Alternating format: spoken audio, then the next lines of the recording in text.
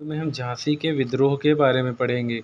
अगर बात की जाए झांसी का विद्रोह कब हुआ था, तो झांसी का विद्रोह कब हुआ था, तो झांसी का विद्रोह 4 जून 1857 यानी कि 4 जून 1857 को हुआ था। अगर बात करें झांसी का विद्रोह कहाँ पर हुआ था, झांसी का विद्रोह कहाँ पर हुआ था बात की जाए तो झांसी का विद्रोह यूपी में हुआ था और यूपी का पुराना नाम यूनाइटेड प्रोविंसेस है।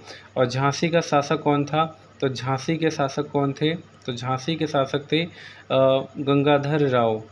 गंगाधर राव और गंगाधर राव की पत्नी का नाम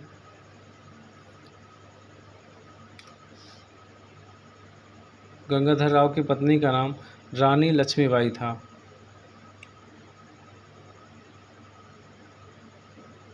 रानी लक्ष्मीबाई था और रानी लक्ष्मीबाई का बचपन का नाम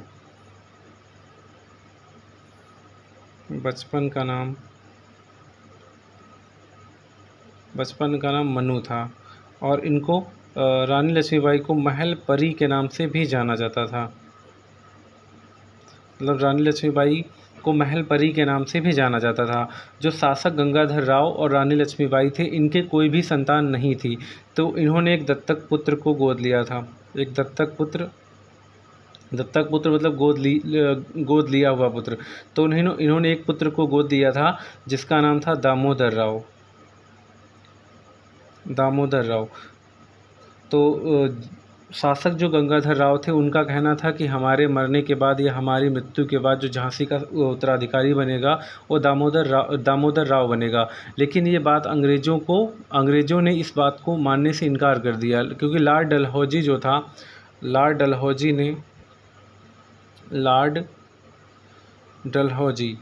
डलहौजी ने एक सिद्धांत दिया जिसका नाम था व्यपगत सिद्धांत। इस सिद्धांत का मुख्य उद्देश्य था गोद निषेध प्रथा। गोद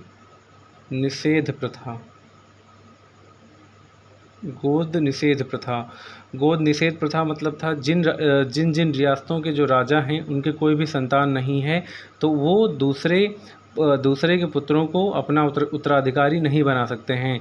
तो उन्होंने बताया कि जिन रियासतों के राजा हैं और उनके पुत्र नहीं हैं, तो उनके रियासतों को अंग्रेज़ों के द्वारा हड़प लिया जाएगा। तो इनका मानना था, झांसी की रानी लक्ष्मीबाई थी, ये कहती थी कि झांसी हम किसी को नहीं देंगे, इसलिए एक पुत्र को इन्होंने अपना उत्तराधिकारी बनाया। और जब ये बात लॉर्ड ह्यूरोज को